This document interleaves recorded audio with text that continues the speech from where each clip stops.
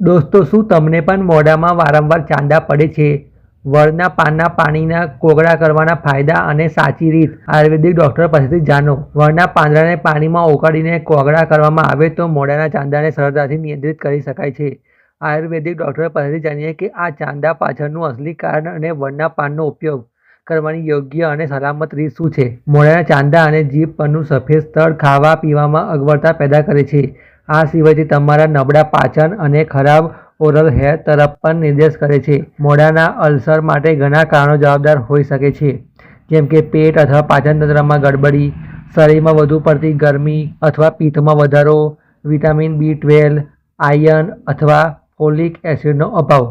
આ સિવાય વધુ મસાલેદાર, તળેલું અથવા ખાટો ખોરાક, વારંવાર ચા, કોફી અથવા ગરમ વસ્તુઓનું સેવન, મોંની સ્વચ્છતાનું ધ્યાન ન રાખવું, તણાવ અને ઊંઘનો અભાવ, હાર્મોન્સમાં ફેરફાર અને નબળી રોગપ્રતિકારક શક્તિ મોઢાના ચાંદાનું કારણ બની શકે છે. જો ચાંદી વારંવાર થાય છે અથવા લાંબા સમય સુધી મટતા નથી, તો તમારે ડૉક્ટર પાસે તપાસ કરાવવી જરૂરી છે. આયુર્વેદિક નિષ્ણાતે બતાવ્યા મુજબ જો તમારા મોઢામાં અવારનવાર ચાંદા પડે છે, તો તમારે ડૉક્ટરને મળવું જોઈએ. કેટલાક ઘરેલું ઉપાય ચાંદાને નિયંત્રિત કરવામાં મદદરૂપ સાબિત થઈ શકે છે.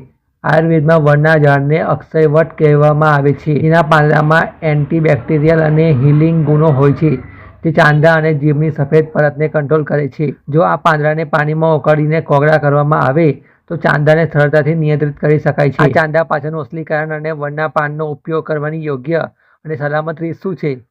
મોઢામાં ચાંદાના કારણો. મોઢામાં વારંવાર ચાંદા પડવા અને સફેદ પરત જામવી ચાંદાના બળતરા અને લાલાશ, કફ અને પિત્ત દોષ બગડવાને કારણે થાય છે. જ્યારે શરીરમાં પિત્ત વધે છે, ત્યારે બળતરા, ચાંદા અને મોઢામાં લાલાશ જેવી સમસ્યાઓ થવા લાગે છે.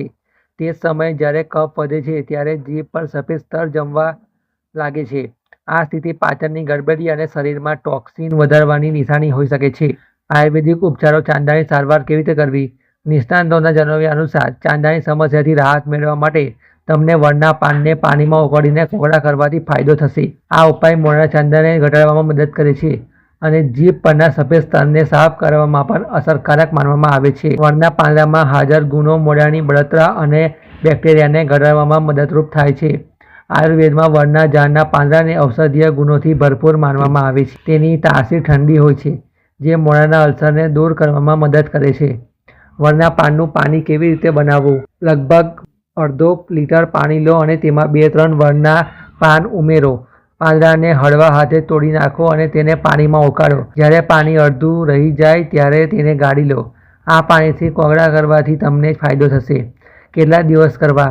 સારા પરિણામો માટે આ ઉપાય ઓછામાં ઓછા 1 અઠવાડિયા સુધી નિયમિતપણે કરવું જોઈએ. જો ચાંદા 2 અઠવાડિયાથી વધુ સમય સુધી રહે તો વિલંબ કર્યા વિના નિષ્ણાત ડૉક્ટર પાસે તપાસ કરાવો, કારણ કે એ ઓરલ ઇન્ફેક્શન અથવા અન્ય ગંભીર સ્થિતિની નિશાની હોઈ શકે છે. આ માહિતી સામાન્ય જાગૃતિ માટે છે. કોઈપણ ઉપાય અપનાવવા પહેલાં ડૉક્ટર અથવા નિષ્ણાતની સલાહ લેવાનું ભૂલશો નહીં.